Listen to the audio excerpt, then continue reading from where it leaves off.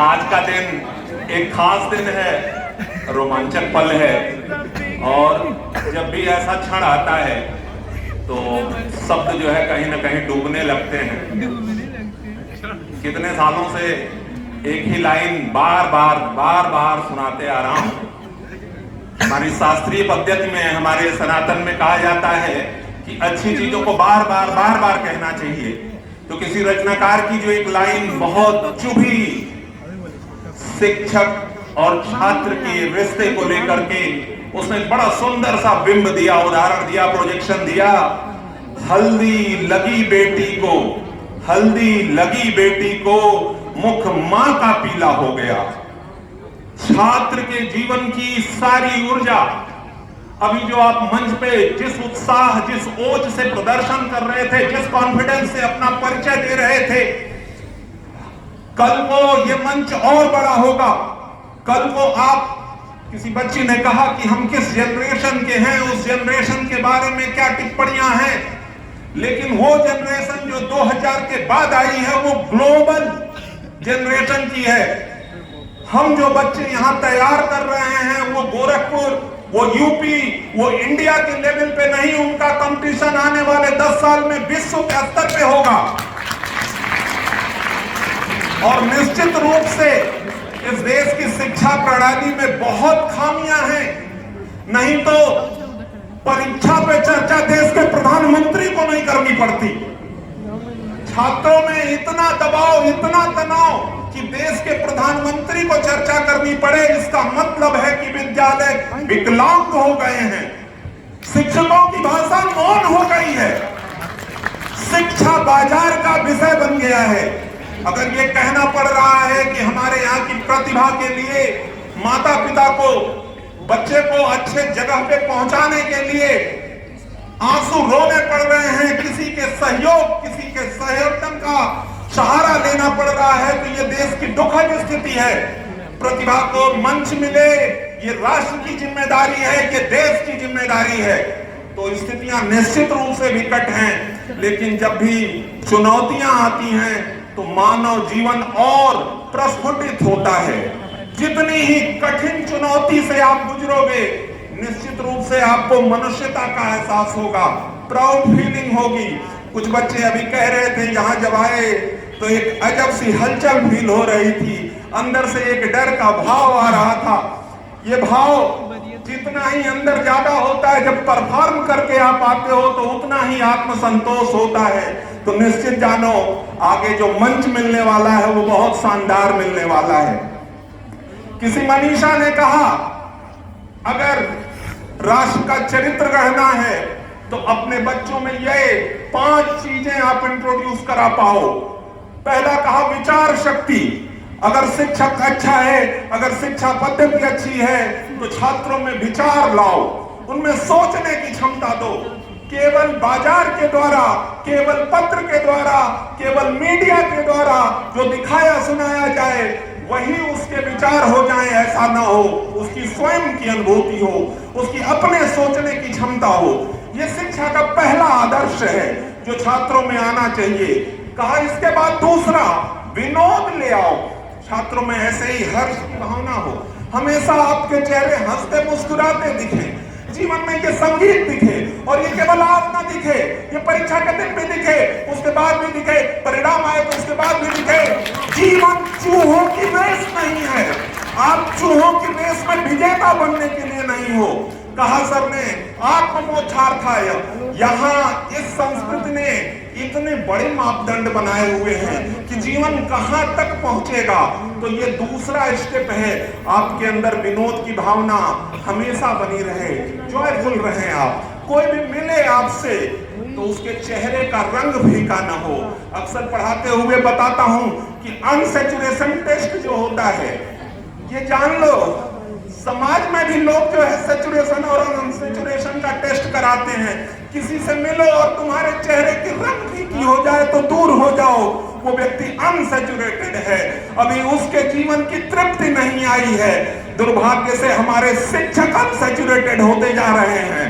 आज पूरे देश के स्तर पर अगर जो है हम शिक्षा की व्यवस्था को देखें तो ये सबसे बड़ी समस्या है। शिक्षक खुद अपने लिए चिंतित है कि मेरी कार कब आएगी, मैं BMW से कब चलूंगा, मेरी फॉलोइंग कब होगी। हमारे शिक्षा का आदर्श ये नहीं था। हमारे शिक्षा का आदर्श था, शिकागो में जो खड़ा हुआ उसने कहा कि कोई मूक जो सही से बोल नहीं पाता था, उस परमहंस की वाणी में बोल रहा हूं।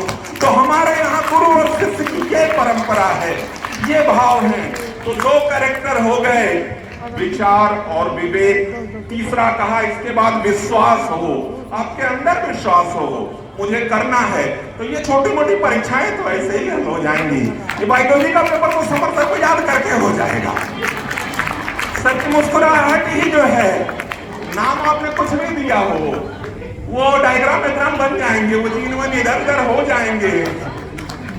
वो फिजिकल का सवाल भी असंसर को याद करके हो जाएगा। प्रेशर बढ़ेगा तो हेनरी लॉ से सालबिल्डी बढ़ ही जाएगी। तो ये बहुत छोटी चीजें हैं, मतलब इसमें कोई चर्चा की बात नहीं है यार।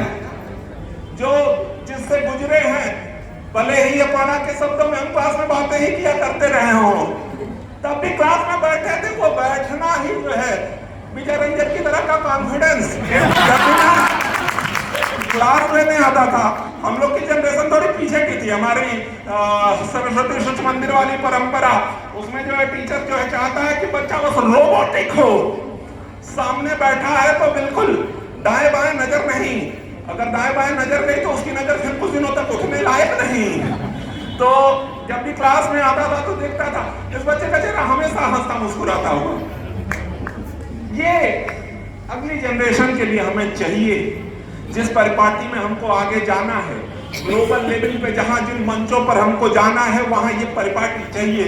तो ये तीनों कैरेक्टर आप में इनबिल्ट हो। चौथा कैरेक्टर विवेक।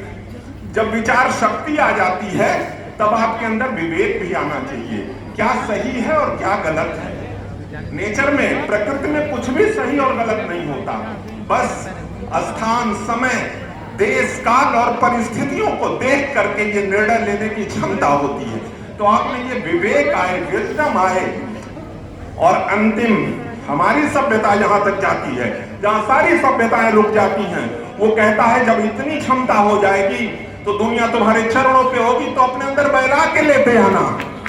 ये आखिरी कैरेक्टर है, वैरागी बन जाना, अपने कर्तव्य से केवल जो है जीवन को चलाना, कि ये सब कुछ जो है मेरी ड्यूटी है। ये बच्चे हैं तो ये मेरी जिम्मेदारी है। जैसे मेरी भाव अपनी बच्ची के प्रति हैं, वैसे यहाँ पे ये सारी बच्चियां हैं। जैसे मेरे भाव अपने बच्चे के प्रति हैं, वैसे ये मेरे सारे बच्चे हैं। जैसे मेरे कभी सपने रहे होंगे, वैसे इन सारी आंखों के सपने हमारे सपने हैं। और स्टार की परिणत ही इन्हीं भावों से हुई थी।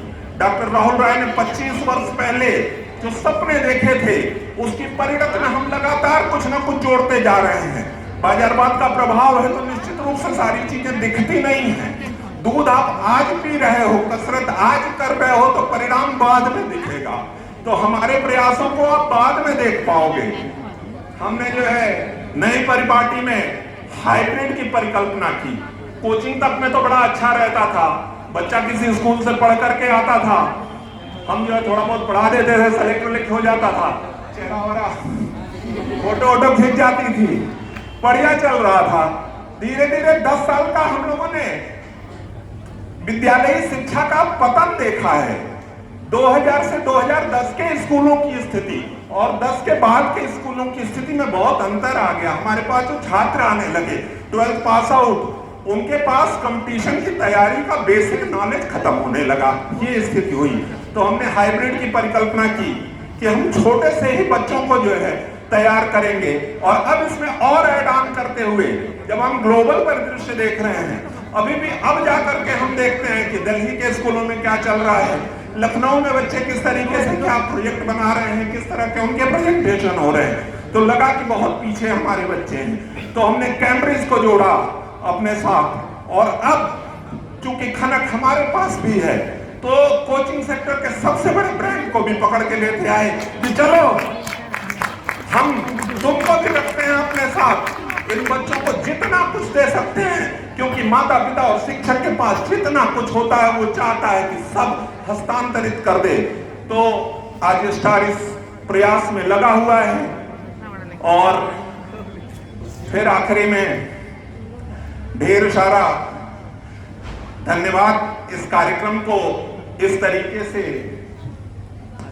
अपने दिन रात के सहयोग द्वारा एक तरह से प्रीति मैम, जितेंद्र जी, स्टार हाइब्रिड के प्रिंसिपल मैम और तमाम टीचर्स जिन्होंने कम समय में आपको इस कार्यक्रम के लिए तैयार कराया और आप सबने इतने अच्छे ढंग से अपनी प्रस्तुतियां दी, मन को भावुक कर दिया है। निश्चित रूप से विजयी भाव का उद्घोष लगाते हुए आप जाएंगे। धन्यवाद।